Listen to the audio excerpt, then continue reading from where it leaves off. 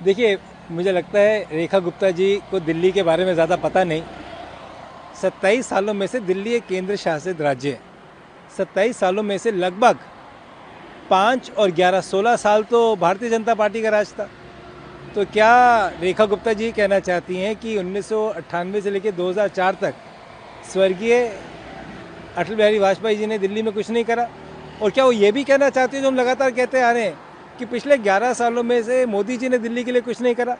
उनको पता होना चाहिए दिल्ली में 50-50% काम, जितनी जिम्मेदारी दिल्ली के अंदर केंद्र सरकार की है उतनी ही दिल्ली की विधानसभा की भी उतनी जिम्मेदारी है। और शीला जी के समय में दिल्ली को ग्रीन कैपिटल सिटी का अवार्ड मिला गया था। और मुझे याद है जब स्वर्गीय मदन लाल खुराना जी दिल्ली के मुख्यमंत्री थे, उस समय पर दिल्ली में बहुत परेशानियां थी। अगर आप रेड लाइट पे खड़े होते थे वाइट शर्ट पहन के तो पोल्यूशन से वो शर्ट काली हो जाती थी। कोई फ्लाईओवर्स नहीं थे, कोई मेट्रो नहीं थी। ये सारे 10 सालों में शीला जी ने लगातार जो कार्य करे उसका नतीजा कि दिल्ली आगे बढ़ पाई।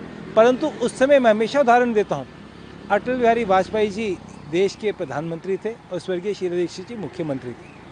कभी भी ऐसा नहीं हुआ कि केंद्र ने विधानसभा को काम करने ना दिया हो। और उसके बाद भी जब नरसिम्हा राव जी देश के प्रधानमंत्री थे तो उस टाइम स्वर्गीय मदन लाल खुराना जी दिल्ली के मुख्यमंत्री थे, उस समय भी इस तरीके से कभी कुश्ती नहीं हुई। ये तो भारतीय जनता पार्टी के आने के बाद में और केजरीवाल जी की जिस तरीके से नाकामियत थी वो नुकसान दिल्ली का हुआ। तो रेखा गुप्ता जी को देख लेना चाहिए, 27 साल में 16 साल भारतीय जनता पार्टी के भी हैं। क्या वो मानते हैं कि उनके सरकारों ने दिल्ली के लिए कुछ नहीं करा? इसका जवाब उनको ज़रूर देना चाहिए। काम किया एडमिनिस्ट्रेशन और गवर्नेंस के लिए, उनको नोबेल प्राइज़ मिलना चाहिए। भाजपा तो कहती है कभी हास्यात्मक बात है, आप कैसे देखते हैं? देखिए, हर कोई माँ बाप चाहता है उनका बच्चा IAS IPS बने। जो भी बच्चा क्रिकेट फील्ड में जाता है वो धोनी, तेंदुलकर, विराट कोहली बनना चाहता है। उसी तरीके से केजरीवाल जी की भी सोच है कि उनको प्राइज़ मिलना चाहिए।